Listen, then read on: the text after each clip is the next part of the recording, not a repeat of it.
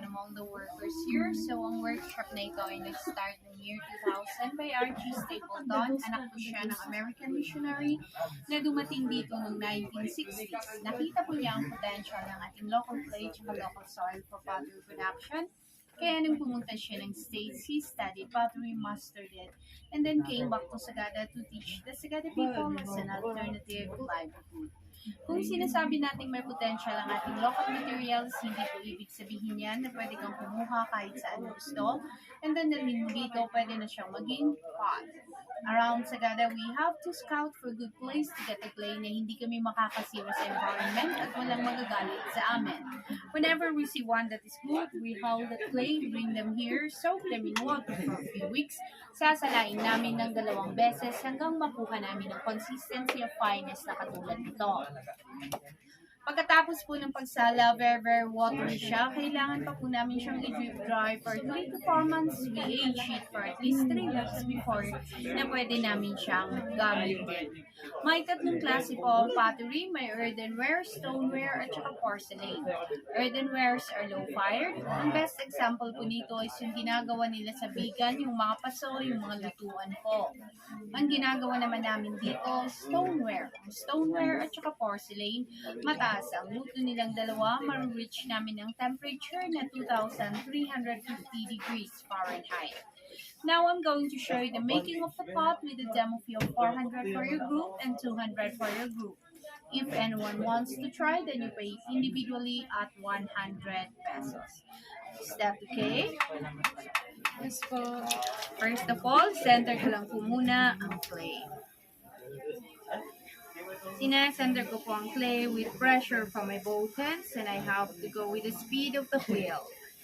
Bago tayo makagawa ng any kind of shape na gusto natin, may it be a vase, a bowl, or a mug, we have to do the cylinder first, for that's the basic shape.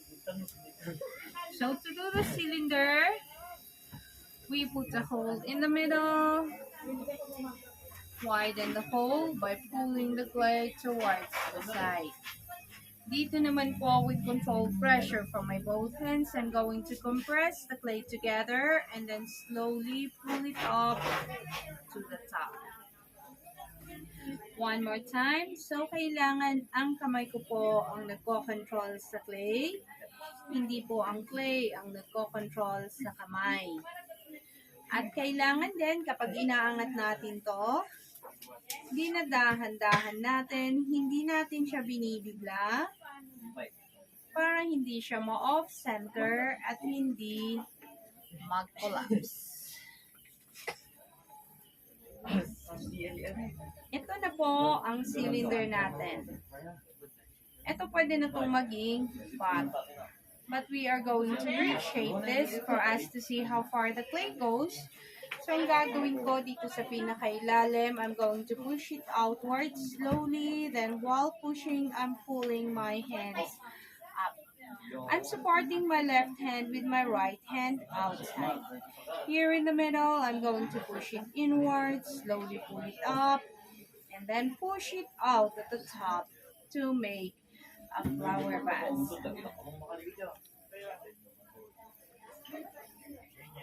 And if we want this to be a water container, we can just put a spout like that.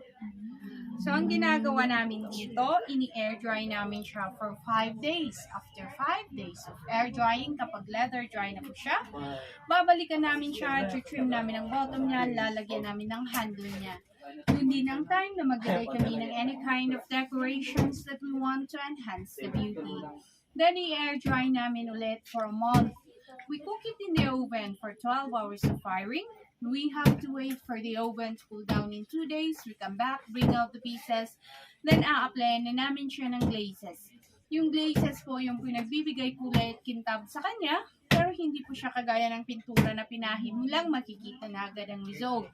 Kailangan po siyang iluto ulit for another 15 to 18 hours bago lalabas ang kagandahan ng each piece. They are very good for food containers. They are microwavable and of course, the color doesn't fade. Sino po ang gusto mag-try? Try ko lang.